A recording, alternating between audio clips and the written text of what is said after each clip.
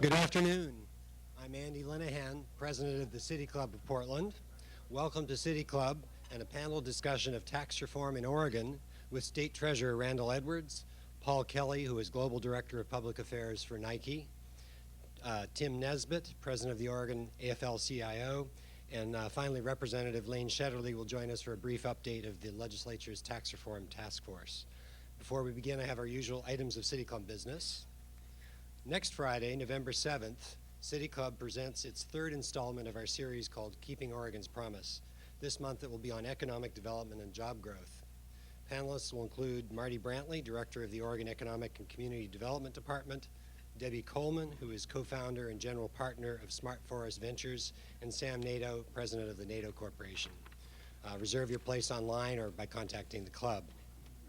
Tomorrow, Saturday, November 1st, City Club's New Leaders Council will join with the Blue Monk Restaurant and Jazz Club and the Original Cats Jazz Blues Band to celebrate the work of new leaders and the City Club.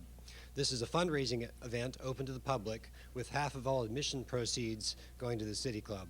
Doors open at 7:30 p.m. and the Original Cats will perform from 8 p.m. until midnight. So join us tomorrow to support new leaders, hear great music, and have a great time. For more details, contact Nikki at the club or look at the club website. City Club and Artists Repertory Theater are collaborating to present a really different kind of an event. Actors from ART will lead City Club members in a workshop based on Nickeled and Dimed, the play adapted from Barbara Ehrenreich's best-selling book about the working poor. The workshop will be held at ART from 6 to 8 p.m. on Tuesday, November 11th and Thursday, November 13th. The workshop will focus on issues of work, job sustainability and retention, relationships between workers and management, and surviving on the minimum wage. This workshop is limited to 20 City Club members on a first-come, first-served basis, and there will be a $20 contribution requested for ART. And then in a related event, the following week, up to 40 City Club members can attend a performance of the play Nickel and Dimed on Thursday, November 20th. Discounted tickets are $20.80 and are open to all City Club members until they're sold out. And then following the performance, City Club will host a special post-show wrap-up and reception. To participate in the workshop or attend the performance, please contact the club. We are over halfway to our goal of $115,000 for the 2003 annual fund drive for the club. 263 members and friends have contributed at this point, so please join them in supporting City Club. There are contribution envelopes there on your tables. I would like to welcome Elizabeth Sheeler, the Public Policy Chair of the Pendleton branch of the American Association of University Women. Her organization will be hosting a forum next week in Pendleton on tax reform, and they'll use the City Club's report on tax reform as one of its resources. Is Elizabeth here? Welcome. Thanks. Thanks for coming to City Club. And I'd also like to make a collective welcome to new club members. Are there any new club members with us here today? If you'd please stand up. Can't see. Well, welcome. Welcome any of you who are new club members. Broadcast of City Club programs this quarter is made possible in part by corporate underwriting from Washington Mutual and Portland General Electric. We are very grateful for their support. So on to our program. Halloween is traditionally a time for scary stories and ghosts from the past. Many Oregonians would classify tax reform as one of those classic horror stories. However, there is a growing consensus that Oregon's fiscal system is broken and the tax reform may not be quite as scary as it was in the past. A little over a year ago, the club produced a report supporting the need for tax reform in Oregon, and copies of that report are available for $3 at the back table. The club's study found, among other things, that, quote, Oregon's state and local tax system is precariously unbalanced, not well structured to assure sufficient revenue to meet the costs of public services approved by law. Further, the system is unfair to many taxpayers and confusing to nearly all. It's time for improvement, for broad reform, unquote. Now, little progress has been made since the club issued its report, and we have to ask ourselves whether tax reform is something we will eternally anguish about but never accomplish. Today, our panel of business, labor, and government leaders will give us their thoughts about the future of tax reform in Oregon. Our first speaker is State Treasurer Randall Edwards, fresh from the success of September's ballot measure authorizing the refinancing of the PERS obligations, and he tells me that the bond financing is complete as of today. Randall Edwards is Oregon's Chief Financial Officer, overseeing $48 billion in investments and directing an agency that processes over $120 billion in transactions each year. He has been state treasurer since 2001, and prior to that served in the Oregon legislature since 1996. Paul Kelly is Global Director of Public Affairs for Nike. His career at Nike began in 1987 and has included assignments as General Counsel, member of the Nike European Leadership Team based in Holland, and General Counsel for International Law and Government Affairs. He has been chair of the Board of Directors of the Oregon Business Association, and he is also a member of the Oregon Business Council and the Portland Business Alliance. Tim Nesbitt was elected president of the Oregon AFL-CIO in September 1999 and was unanimously re-elected to a second term last month. Nesbitt came to this position at the Oregon AFL-CIO from the Oregon State Council of Service Employees International Union, where he was executive director from 1997 through 1999. Earlier roles included positions at the Oregon Public Employees Union and the Service Employees International Union in Alameda County, California.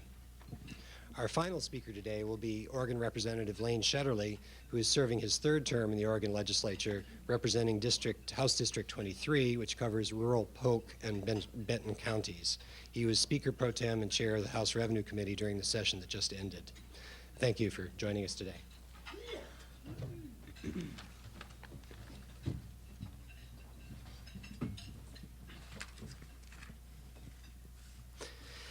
Good afternoon and happy Halloween. I'm really appreciative of the fact that the City Club is sponsoring this forum. I think it's a very timely time for us to have this discussion and to begin to look at something that's very critical to the future of the state of Oregon. Earlier this year, shortly after the SARS outbreak in Hong Kong officials scrambled to explain a slogan they had: Hong Kong, it will take your breath away. Well, our own marketing slogan is also haunting us. Oregon, things look different here. Yes, they do look different. Doonesbury cartoons and countless national publications keep reminding us how different we are. Dan Wyden of Wyden & Kennedy said Oregon needs about a $5 million media campaign to counteract this national attention we've been getting. But I'm here to say our problem is not a PR problem. Our problem is a broken financial system. It's hindering business growth, costing taxpayers, and dampening the quality of life that we've all cherished in this state. That's why we must tackle tax reform now and change the course of Oregon. A lingering national recession is causing all states to suffer financially over the past few years. They're facing their worst revenue shortfall since World War II. Unlike the federal government, state governments have to have a balanced budget. So we have all been scrambling to find a way to make ends meet. But few states are suffering as much as Oregon. Since 2001, the legislature has been socked with a $3 billion loss in revenues, a deeper revenue recession than in the early 1980s. To balance the budget in the first years of this recession, the legislature cut services, froze wages, eliminated and used every financial trick to find one-time revenues for Oregon. They laid claim to the state's expected tobacco settlement for the next 10 years. They raided the Common School Fund, which had taken years to build up. They drained completely the rainy day fund that was established a year ago by voters. And they've resorted to accounting measures to push payments off into future bienniums. Shortly after Measure 28 failed, last January, as you recall, another revenue shortfall came into the state. In response, the legislature borrowed $450 million in bonds to get the state through its last 4 months of operating. So over the next 10 years, we'll be paying these bonds back. Principal and interest is $570 million. So you don't have to be treasurer to understand that you can't keep financing yourself with long-term debt for current operations. So it's fair to ask, why has this been such a severe time on Oregon and its budget? We've been through recessions before, so what makes this one different? Much of the answer lies in ballot measure 5. Measure 5 promised lowered property taxes and that the state would make up the billions that schools would be seeing lost from their property taxes. But Measure 5 gave the state no money to back this mandate and took away local funding from school boards. Today, schools command nearly half of the state general fund in Oregon, compared to less than a quarter over 12 years ago. And even in our greatest economic boom in the 1990s, school districts across Oregon began to show cracks in this new funding scheme. That is what makes today's tax reform debate different from any in the past. The state has a new legal and moral obligation to fund our public school system. In short, our financial system is broke and broken, and we must fix it. You may have read in the paper about Wall Street's perspective on Oregon. 3 bond rating firms have made an analysis of the state, and 3 separate analyses have downgraded the state's bond rating. And some might ask, well, what's the importance of the state's bond rating? And the state's bond rating is the cost that we pay on the issuance of bonds that we need to put out and to invest in the state of Oregon. And it will cost us millions of dollars over time in higher interest rates on those bonds. Here's what Wall Street is telling us. Oregon is highly dependent on a volatile income tax to fund state services. Our increasingly high-tech economy ebbs and flows dramatically, causing even larger swings in tax collections. We could better manage swings in tax collections if we save money during the good times for the bad times. But Oregon's kicker law doesn't allow for that. Wall Street finds it puzzling that a state so reliant on an income tax can't save excessive revenues in a rainy day fund. And there's too much financial and political uncertainty in this state. In the most recent downgrade that we received a couple weeks ago, the rating agency said the legislature did its job in passing a budget, but saw the emerging efforts to reverse the temporary income tax surcharge and wondered if that budget might be wrecked.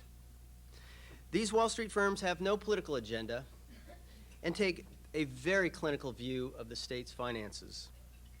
They're not concerned about the makeup of our tax system. They simply judge whether it is stable and adequate, enough so to meet our needs now and in the future. And in their judgment, it is not. So what should we do? And I'll throw out a few things, some of the ideas I think we need to be considering. First, we need to strengthen the economy and do everything that we can to continue to grow Oregon. More jobs mean more stability for Oregonians and more revenues for the state to provide programs. Jobs are certainly this governor's top priority. From business recruitment to regulatory reform, from industrial and land development to infrastructure investment, we are getting results. Second, we must reduce costs in government and deliver services more efficiently. Here 2 things are happening. PERS costs have been lowered significantly. Portions of the state budget have been cut through payroll reductions and freezing. The governor is pressing all state agencies to behave differently and to find new ways to do businesses. But growing the economy and cutting costs will help, but neither will fully address the problems of our financial structure and system.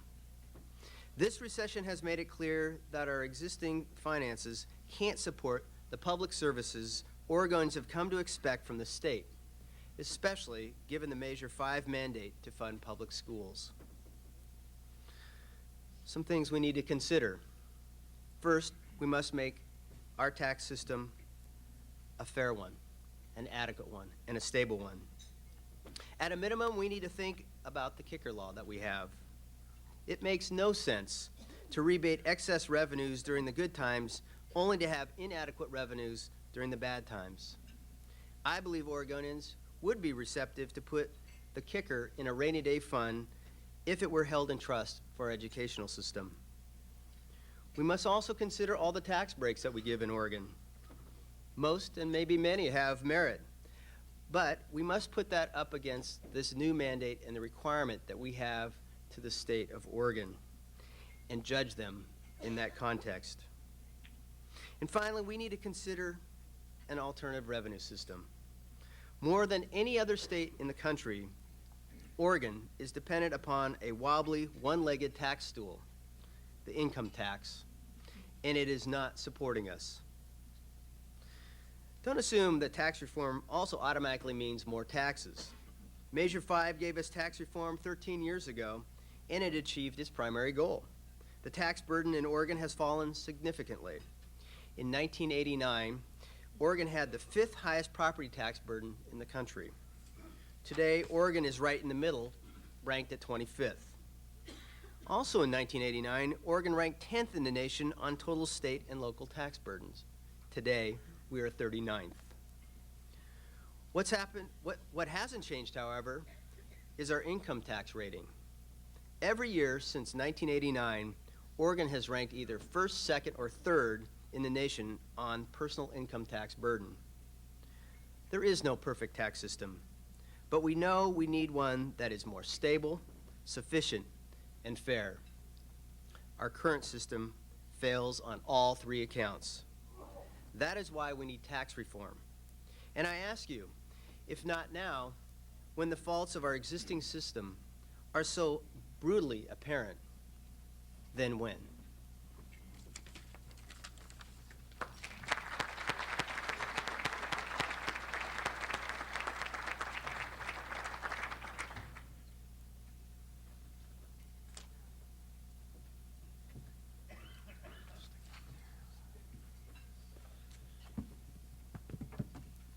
Good afternoon as well. Since I work for a company that places a high value on marketing, I intended to open my comments today with an unpaid political advertisement in support of the nearly $800 million budget balancing legislative revenue plan contained in House Bill 2152. Which opponents are seeking to refer to the ballot for vote in February, as you know. Alas, we don't have time for that announcement. Perhaps someone will ask me a question about that at the end of the program. So let me move quickly to the topic at hand, long-term tax reform. And I will move through this as quickly as I can talk in the interest of our time. In essence, the message I want to convey to you today is twofold. One, that tax reform is necessary, and the business community generally knows that. And 2, the goals of tax reform should be stable revenue sources from a reasonably fair and balanced tax system that leads to sustainable state budgets, keeps Oregon competitive for business and economic growth, while imposing reasonable constraints on government spending growth. But in my view, tax reform does not necessarily mean more taxes, and I share that view with the Treasurer as he just spoke. Today's schedule won't let us digress into the debate of how much tax revenue is enough, too much, too little. That debate will, of course, have to continue to seek an answer, but for the sake of today's conversation, imagine a benchmark state budget when most of us might have felt that our government and public services were adequately funded by current revenues. Maybe that was the starting budget for 1999-01 biennium, before the bottom fell out of this economy.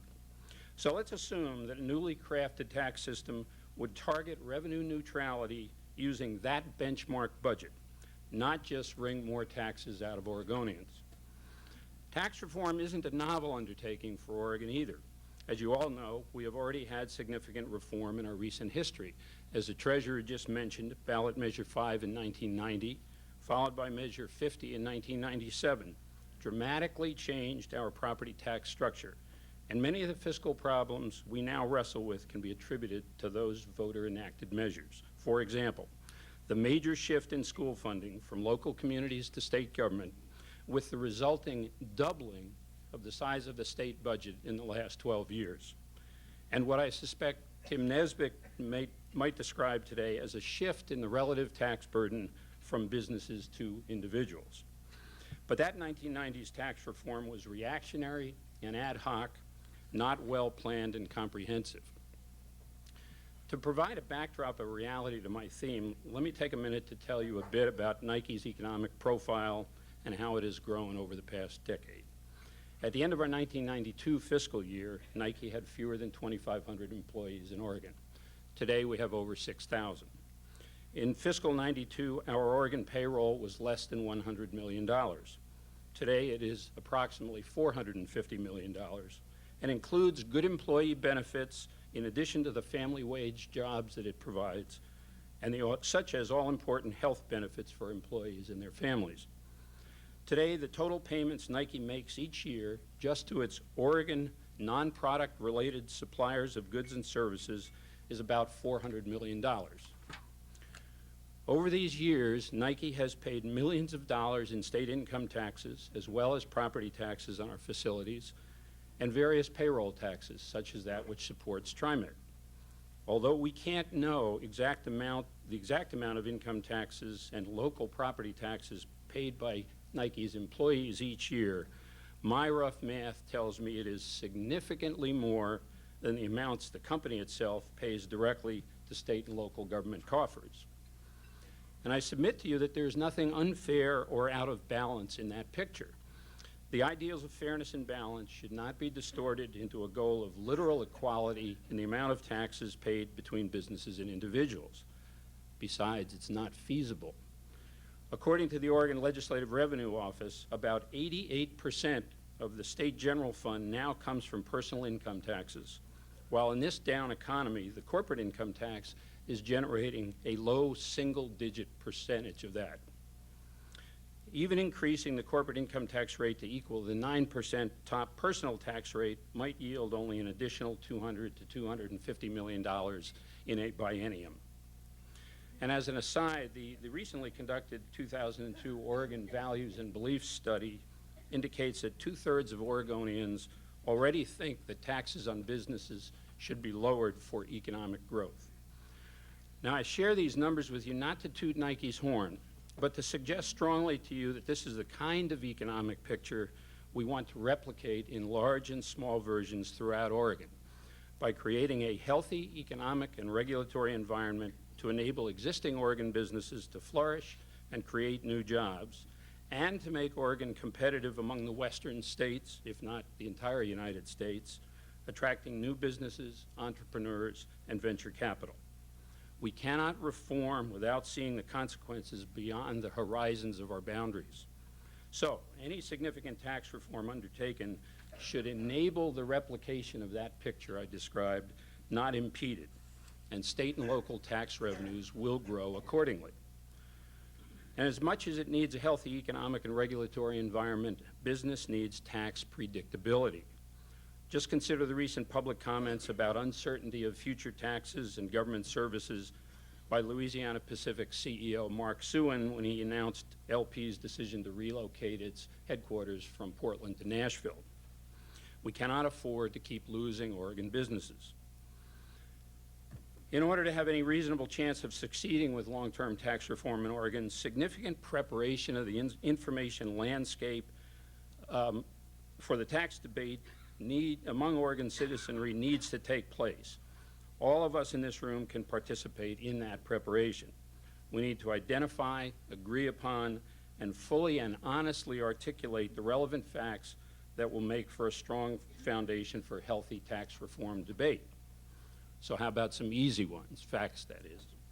For example, it appears to be an undisputed fact that Oregon is more dependent than any other state in the union on a single source of tax revenues, the personal income tax. It also appears to be a trustworthy economic assessment that Oregon's extreme dependence on personal income taxes makes our revenue system among the most volatile and unstable in the country. However, these facts beg some important questions, some that the Treasurer has already mentioned. What, for example, is the relative tax burden borne by Oregonians? Does Oregon rank 39th lowest among the 50 states or 20th highest? Does Oregon government spend relatively more on public services than most states or less? Does our spending rate rank 8th highest in the nation or 27th?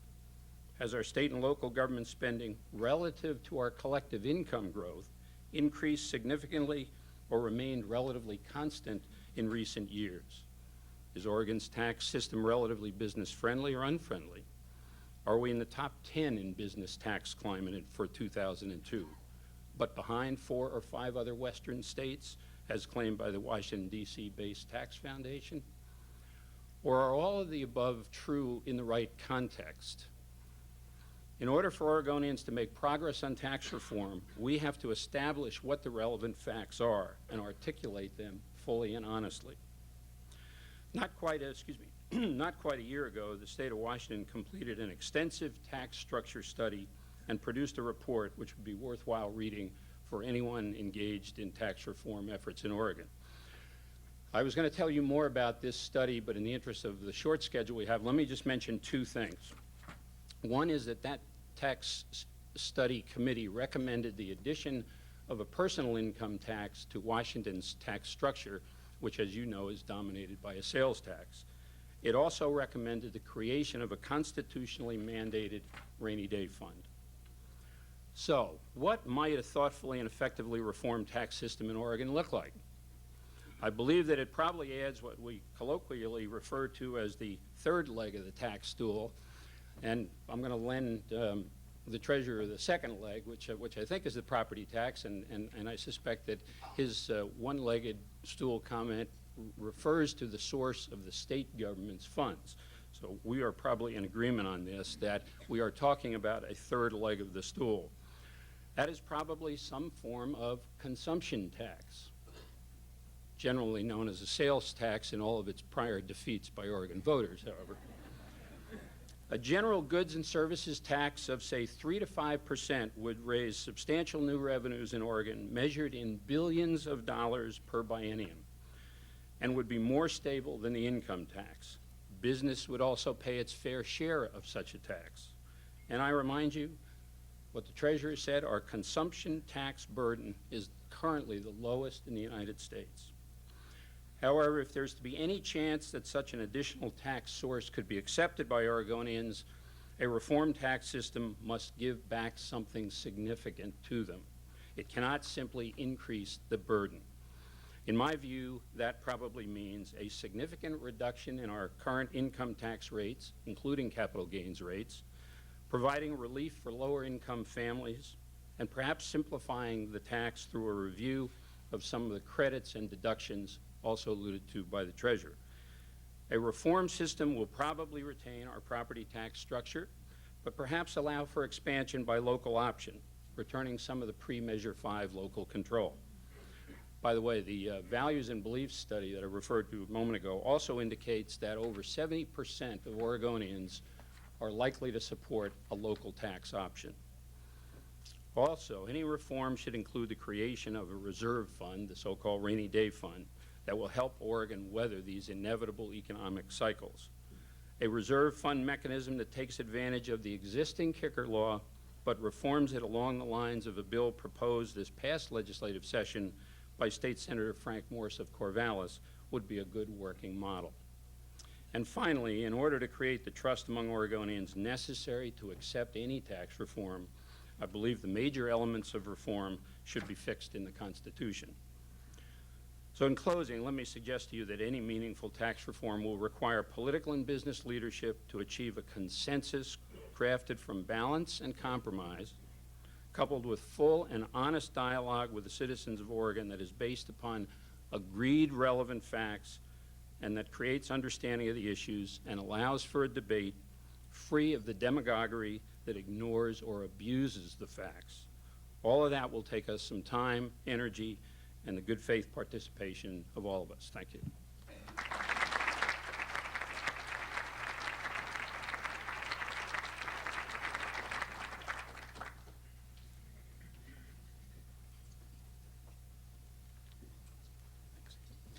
Good afternoon. It's good to be back with you today.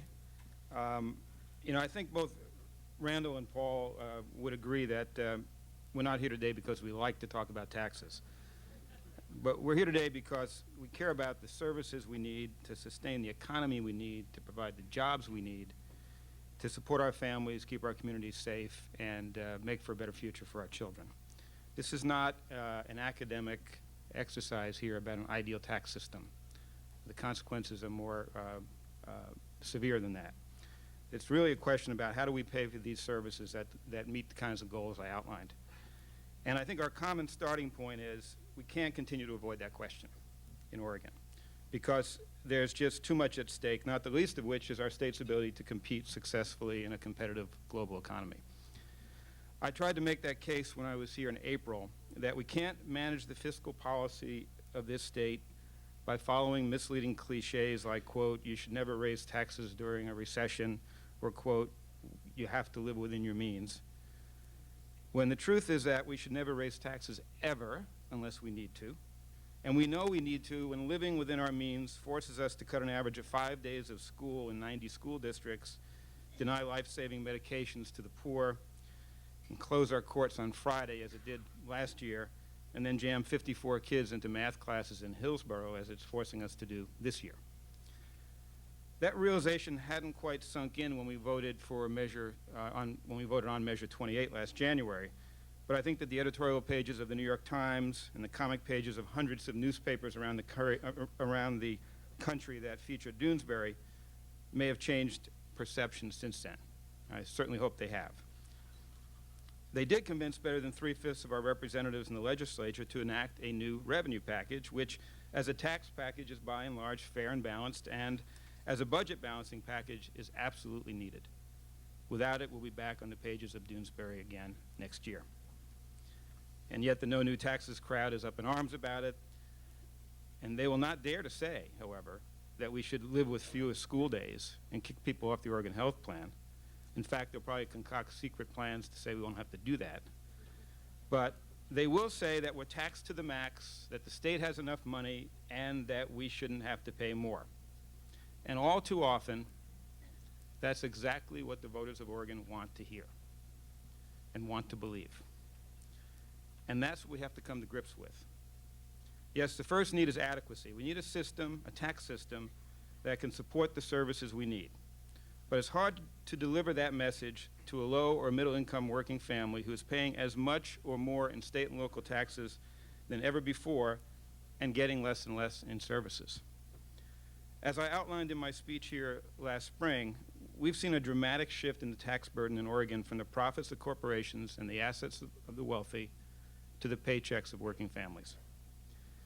That's why we're convinced that the solution to this crisis begins with a more fair tax system. If we cannot find a way to make our tax system more fair for working families, we should not expect them to support more tax effort just to let other taxpayers off the hook. Now, this is not our parents' Oregon. When Tom McCall was touting his tax reform plan 30 years ago, the business taxpayers of this state paid half of all state and local taxes in Oregon. Now they pay less than a third. Some of that shift reflects national trends over the past 2 decades, but a large part of it results from political decisions made at the ballot box and in the legislature over the past 13 years, beginning with the passage of Measure 5 and continuing through the most recent legislative session when yet more tax giveaways were awarded to our most profitable corporations. Let me read you an excerpt from a report by the Utah State Tax Commission, which studies relative tax burdens in the western states and is a source for the finding that we now have the lowest tax burden, the lowest corporate tax burden and business tax burden of all 11 western states. The most recent report for fiscal year 2000 states, since 93-94, Oregon's business tax burden has dropped a full percentage point of gross state product. Annual savings in fiscal year 2000 compared to 94 levels amount to $954 million per year. Now that's $1.9 billion for a full biennium compared to a reported revenue decline of $2.6 billion in the budget period we're in now. Now some say the 1990s were good times with smart tax policies, which is why we had the growth we had, and that our only mistake was that we squandered our resources and failed to set aside enough funds for a rainy day. No doubt that was a big mistake. But that wasn't our only mistake. The legislature continued to approve new corporate tax giveaways of all kinds right through the 90s and right through the 2001 and 2003 legislative sessions when the economic tide had clearly turned. Two recent examples are House Bills 2281 and 3183 enacted in those two sessions, which changed the formula for apportioning and taxing corporate profits from one that includes property, payroll, and sales in Oregon to one that disregards property and payroll and counts only in-state sales. Now, that's a huge benefit to corporations like Nike and Intel, but it's also a further shift of tax burden to mom and pop enterprises who sell most of their products here in Oregon. Those bills cost us $40 billion this biennium, $40 million this biennium, enough to pay for 2 days of school for every K-12 student in the state and keep 3,200 Oregonians in the Oregon Health Plan for the full 24 months of this budget period. Now, to be fair, the lobbyists who supported these bills were also showing up in budget hearings to argue for more funds for schools, including higher education. And some of their clients have other representatives at other tables and other rooms pushing hard for tax reform, and in some cases admitting they need to pay more. I guess we can call that cognitive dissonance or maybe constructive engagement, but in the spirit of the panel today, I'll go for the latter. In fact, though, we've been constructively engaging this problem with the business community, as you heard from Paul, and we found common ground, at least, with the recognition that one, will never be successful in the global economy with shortened school years, overcrowded schools, and substandard services. Two, and this is important, we're not going to grow our way out of this problem. Even if the projected recovery materializes and state income tax revenues increase by the predicted 17% in the next biennium, we'll still have another $1 billion shortfall when we're faced with replacing the one-time money and temporary tax increases that we used to patch this budget together. Three, obviously our current tax system is inadequate to support the services we need for a strong economy and livable communities. Therefore, we need a tax system that can produce more revenue and remain stable over time. But then we have our disagreements. We say it's not that business taxpayers are paying less, it's not just that, it's more that working families are paying more, which the data also shows. And that's why we have the intensity of voter resistance to taxes and the skepticism about how our tax dollars are being spent, because working families are paying more in taxes but getting less in services. And that's the political problem here. It's time for the business community to pay more. And until you do, we should not expect working families to shoulder more of the tax burden just to let other taxpayers off the hook. They say you have to understand the competitive pressures we're under, especially in the traded sector, where our products are priced in a global market and we can't easily pass on taxes. Besides, we have high income taxes, which imposes a heavy burden on successful companies and entrepreneurs who have every reason to take their assets across the river to Vancouver instead of staying here in Oregon. We point to the lower corporate tax burdens in neighboring states. They point to a fragile economy and the highest unemployment rate in the U.S. We say, what good are tax breaks if they don't deliver good jobs for Oregonians? And they say, we'll lose even more jobs if we don't cut capital gain taxes and high-end income taxes. So the debate goes on. It's a contentious debate with real points of dispute, but we keep coming back to another piece of common ground, not unlike the ones I noted above. Namely, the need for revenue-raising tax reform is so great and the consequences of failure so dire that we can't afford to polarize this effort. So once we get beyond the debate, here's where our thinking takes us. There are really only three sources of taxes, of tax receipts. We can tax what we earn, we can tax what we own, or we can tax what we buy and sell. In Oregon, we already have relatively high tax rates on what we earn. The main problem is that we forego taxes on almost half of what we earn and half of what corporations report as their profits because of tax breaks. If we want to recover more of that revenue, we should eliminate and reduce tax breaks that are not cost-effective in achieving their stated public purposes. Next, we have moderate to high taxes on what we own, i.e. property taxes. But Measure 5 produced greater tax relief for commercial and industrial property owners than it did for homeowners. If we want to recover revenue from this source, we should institute a statewide property tax on commercial and industrial property owners to accomplish that. That's one option. Now, however, as you know, we have few taxes on what we buy and what we sell because we don't have a retail sales tax. We do have excise taxes, cigarette taxes, gas taxes, weight mile taxes, and actually they probably account for more than you think. They account for 18% of all the revenue at the state and local level in this state. But we don't, like most states, have a sales tax. We don't, like Nashville, Tennessee, have a 9.5% sales tax. And we know that any form of a retail sales tax is going to shift more of the tax burden to low and middle income working families. So if we have to go to a consumption tax, we favor something like a gross receipts tax, which corporations would pay on what they sell rather than consumers paying on what they buy.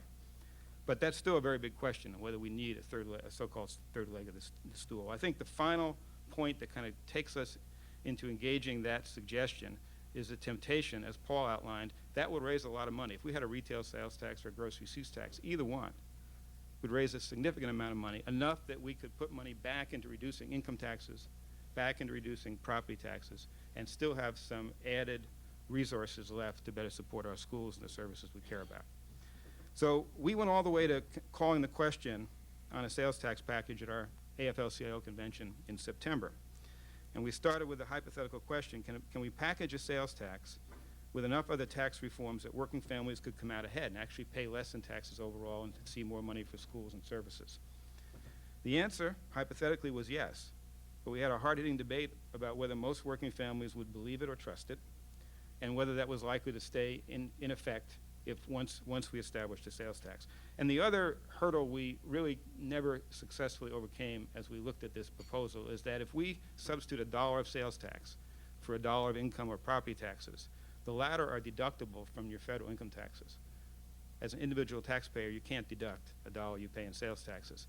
So the result of that is, in effect, a 15-cent transaction charge on the dollar. For each $1 of sales tax we substitute for $1 of income tax or $1 of property tax, we pay an extra 15 cents in taxes to the feds. And that's very hard to overcome. So this is still not an approach we would recommend, but one that we're willing to talk about and consider. So where does that leave us? We did adopt a number of recommendations at our convention that can be summarized as follows. One, we need to support the revenue package approved by the legislature. It's fair because it's based on ability to pay, and it's a lot more balanced than what we voted on in January because it raises the corporate minimum tax and forces corporations to forego some tax breaks so that the business tax effort amounts to 1/3 of the whole package. But most of all, it's what we need if we don't want our state to take another detour into the pages of Doonesbury. Two, let's get the message to the legislature that we want them to apply the same rigorous fiscal discipline to managing the taxes we already have as they already apply to the budget. That means they should stop approving new tax breaks unless they're sure they can accomplish a good purpose and do so cost effectively. And even then, we should cancel and limit less effective tax breaks to protect our tax base and make it more fair for working families. Number three, we should engage the processes already underway. Groups like Fund Oregon's Future Today and the League of Women Voters will be convening community forums over the next several months on this issue, and the legislature will convene a special committee probably after the first of the year to start taking testimony on ideas for long-term tax reform. Four, we do have many ideas. There are a lot of potential solutions, and they are all literally on the table. I brought the report with me and left it on the table in the back of the room. Everything from taxing more of what we earn, taxing more of what we own, taxing more of what we buy and sell. We should consider every option. But our conclusions are these. First, if we want an adequate and stable tax system that can support strong schools and help deliver good jobs, we need to make our tax system more fair for working families. That's an important principle. Second, we don't necessarily need new revenue. Maybe what we need is old revenue. Maybe we should start collecting the revenues we used to collect in the tax system as it existed 10 and 13 years ago. And finally, if we can continue our constructive engagement with the business community, I'm optimistic we can get there. And I want to just close by highlighting a report from the Business Committee on Government Fiscal Reform with a lot of prominent leaders from that community, CEOs and others. The head of AOI was on the committee, who delivered a 10-point list of recommendations, the fifth of which was to minimize or eliminate any further shift of total tax burden between individuals, households, and the business sector. Now, if that report was dated January 1993, if we had followed that advice in January 1993, we'd be collecting $1.8 billion more in revenue from the business community than we are right now. And I think that's something we should remind our friends of and continue to work towards that goal, because I think we can get there, Paul. Thanks.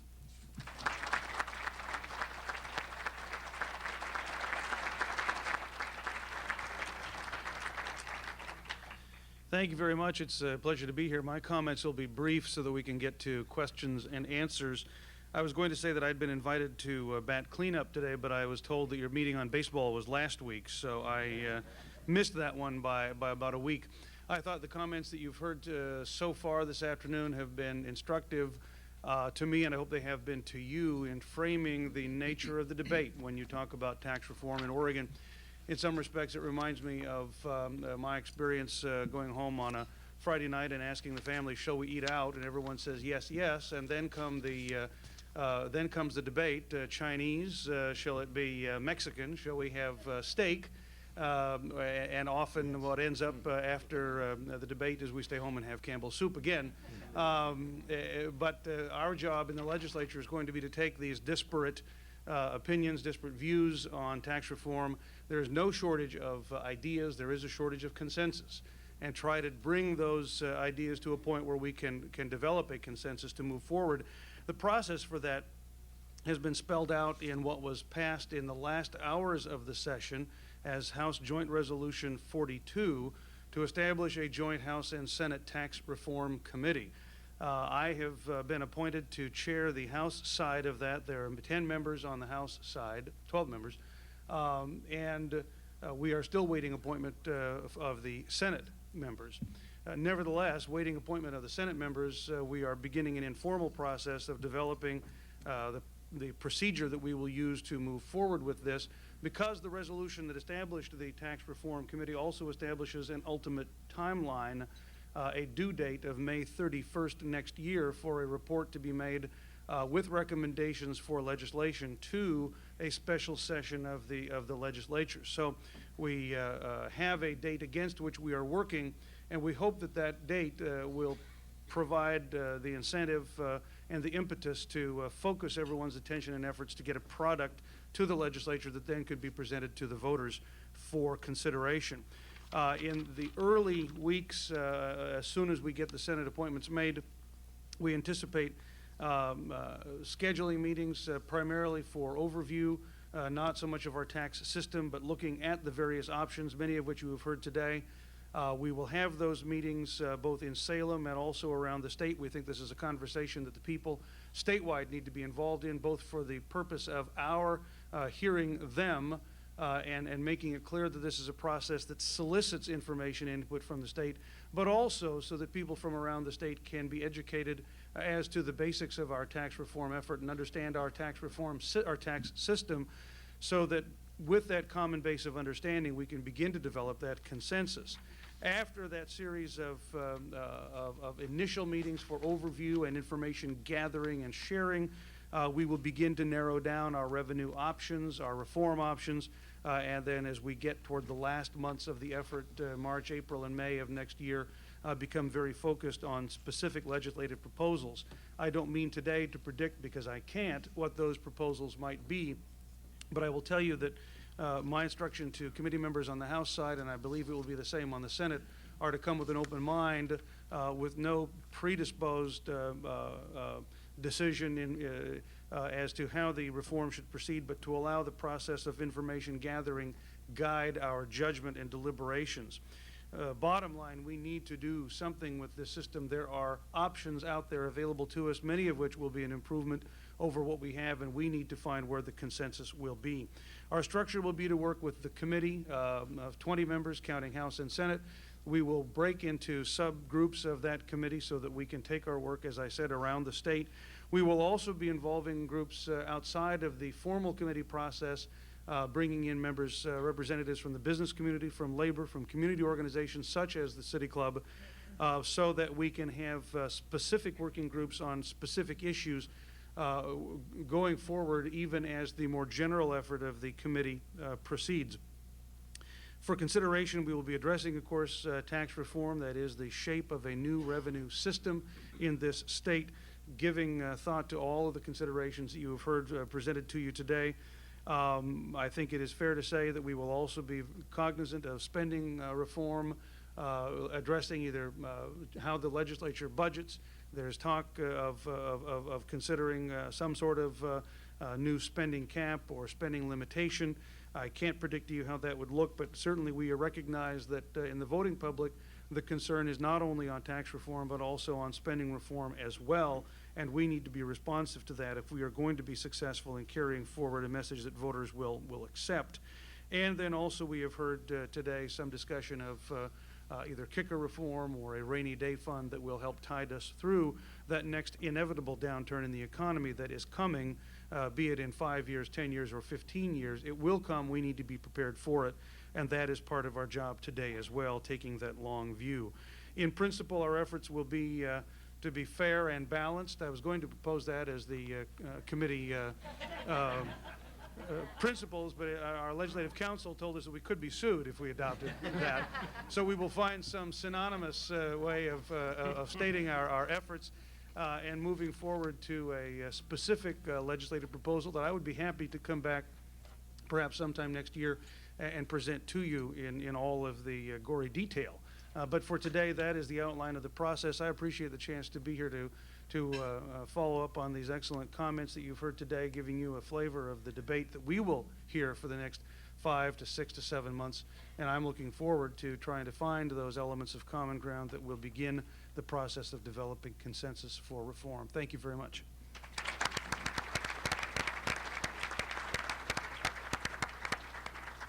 As you know, one benefit of being a club member is the right to ask questions of our speakers. Our first question, though, will come from our board host, Tamsin Wassell. She is a partner with Loyalty Path Associates, which is a management consulting firm that specializes in executive development and employee loyalty strategies. She served on the club's research board, and she's currently vice chair of the board, and she also volunteered on several recent studies, including the tax reform study that we've talked about today. But following Tamsin's question, we're going to give Don Barney the honor of the first question from the floor. He chaired the club's tax reform study. Following Don Barney, we'll ask other members of the club to ask their questions. Please identify yourself as a club member, and remember to keep your question to 30 seconds, and remember it must be a question, and I'll put up this reminder there. Thank you. Thank you, gentlemen. Very informative. I liked a couple of things that I heard. 5 of the 6 criteria that are in the tax reform reports were mentioned by the various speakers, so I do urge you to look at that report. 4 years ago, when we were in the midst of writing that report, we never could have guessed that we could have gotten 200 people in the room to talk about this subject, so I'm happy to see all of you here today. Mr. Nesbitt actually started to talk about this, the answer to this question that I have, and I'd be curious if the other speakers would also at least offer an answer to the first part, which is, who are the winners and losers in the tax system that we currently have?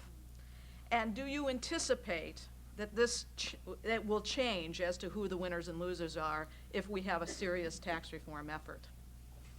Well, I'll take a stab at that. Clearly, tax reform is going to be, in my mind, a changing of who's paying what. And some of the fundamentals that we heard up here, fairness, adequacy, stability, will change the nature of who's being taxed, how they're being taxed, and the amounts that will be taxed. So the judgment of the winners and losers, I think, again, there will be a change. So hence there will be, if you want to value it, new winners and new losers. I think Tim's raising a great point. That is, you've got to go back and look at what's happened from Measure 5 and the tax burden and where that's been placed. It has shifted. We need to put that in the mix of tax reform, of reevaluating and realigning. I agree completely that that has to be one of the things we need to do with our property tax system. If I can just offer on that, I think clearly when you have the system, the tax system that is the most heavily dependent on the personal income tax with the highest personal income tax rate in the nation, you are penalizing income-producing activities. That's the impact of the tax system that we have right now. And we don't like to think of it so much in terms of winners and losers.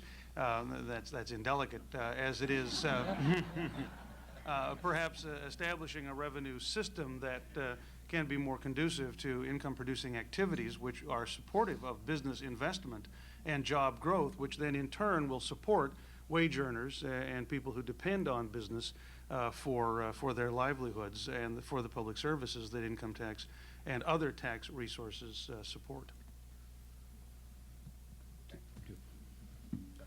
I'm Don Barney. I was chair of the club's task force on, what was it, deformed taxes? Was it deformed taxation? I'm going to be a little indelicate too and ask you if you can help us get from here to there. You've mentioned some of the ways to do that, but what would be the strategic plan that you would see that would get us to action that was comprehensive by the legislature? We've had a long history of piecemealing.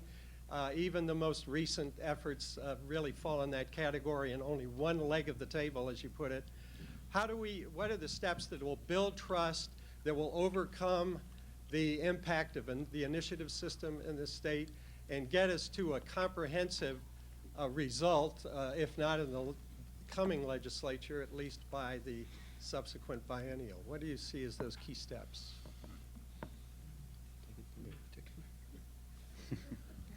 Well, I'll contribute something here since I didn't on the last one. I think that the process of the committee that Lane Shetterly is chairing, at least on the revenue side, is one step, and that committee process needs to engage sort of all stakeholders in the state, as he indicates it will do. Getting from there, assuming you have lots of information fed into that committee and they do some thoughtful work, getting from there to presenting something to the public that the public will accept is a huge step. And I think that that is going to require essentially real dialogue with the community. David Yaden, who I think is in the audience somewhere, has an interesting theory about this, and it involves literally thousands of conversations with individual voters on a community-by-community basis, trying to educate people on what's at issue, as I mentioned, what the real facts are instead of the demagogue versions of those facts that we are all subject to, and somehow in that process getting the voters to understand where the benefit might be in a change and accept it. Press, Dr. Ed Press, City Club member. The question is for Tim Nesbitt. He mentioned that the working families are paying more than their share of tax, and that's probably true. So then you need to go to the non-working families. The non-working families are either the unemployed or the retired. Well, you're not going to go to the unemployed, so it hits the retired. I'm on the retired family. I'm in that area. And so my feeling is, I think it's fair. So what are you going to do? You're not going to get a sales tax, property tax for the retired. And I'm inclined to be in favor of that. And I have some, which might be unusual to some people. But what the thing that gets me, though, Mr. Nesbitt, is that you said that you decided not to recommend that. My question is, why did you decide not to recommend it, and why shouldn't you recommend it? We haven't decided not to recommend. Well, that's what you mentioned any before. of the options. I may have think you said misspoke. that we have an extensive list of tax reform options which we've developed. One, if you're talking about the property tax, the one on the list property there tax, you mentioned that you would I be a thought you said statewide you property decided tax. against it. Didn't you say that during your speech? No, sorry if I did. I'm I sorry, misspoke. maybe I misinterpreted you. I think what's important is to keep focused on all of the various options. Okay. The problem with going back to the property tax, if you go beyond commercial and industrial property owners, is actually further resistance from homeowners, and rightly so, given the tremendous appreciation in residential property values and how that's played out. But even if you focus it on commercial and industrial property owners, the property tax is not based on ability to pay. And business owners can have an argument that it's more burdensome in recessionary times. So we're continuing to look at it as a good correction for what occurred under Measure 5, but still with a lot of caution about how a tax like that might impact the economy in a recessionary time. I recommend you study that further. Thank you. Ray Polani, a City Club member. You all seem to have a consensus that we need a consumption tax. And I would question, how about a long overdue revision of the gas tax as a solution to a lot of our problems? I can address that just briefly. One reason we've not talked about gas tax in the context of the reform effort that we have been discussing today is that at least currently under the Constitution, the gas tax is exclusively dedicated to the highway fund. And it would take a constitutional amendment to decouple the gas tax from that limit. And there have been efforts in recent years to do that in part. Most recently, I think in 1999, as I recall, to open up the gas tax again to as a funding source even for public safety, for state police. And that was defeated, I think, about 80 to 20, 85 to 15, something like that. I think there's a fair sense that the gas tax is what it is. It doesn't overfund our road or highway system as it is right now. We're probably not going to be looking at that as an element in the tax reform effort. We've reached 1:15, which is our normal adjournment time, so I'll say that the club is officially adjourned, but our speakers have agreed to stay on and take additional questions. Just be aware that this isn't being taped or on the radio at this point. So we're adjourned, but continue to ask your questions. Thanks. My question is for Mr. Kelly, primarily. I'm a non-business owning Oregonian, and I constantly hear from corporate voices that business taxes are too high, we can't raise them, jobs will be lost, businesses will close down or move, it'll keep businesses out of Oregon. And my understanding is this mantra is being recited in all the other 49 states as well, and has been during good economic times and bad, and which would lead one to believe that business has not met a tax system that it likes. I read that we in Oregon have the lowest tax burden in the western states, and we're about in the middle of all the states in this regard. I've heard it said that when it comes to business location decisions, taxes matter little, and in fact, are associated with higher taxes associated with more headquarters. Your question, please. So I'm wondering, since at the federal level, business taxes receipts have gone down to about 7% in 2001, what has the corporate community done for us lately? Okay. The last line, I guess, was the question, what we've done for you lately. And I guess I'd refer back to the picture of at least Nike's experience in the state over the last 10 years or so. And I think that the bottom line of that point is that what we've done is create 6,000 very well-paying family wage jobs in the state, and that those 6,000 employees and their families pump money back into this economy. They pay for schools, they pay for all of the public services that we all share and that everybody in this room pays for. And that ultimately the goal of a system from business's perspective now only, I think, is that you want a system that does not penalize business comparing them state to state. Every business is going to face taxes in their state's structure, but the structures should not make Oregon uncompetitive compared to its neighboring states or the country as a whole.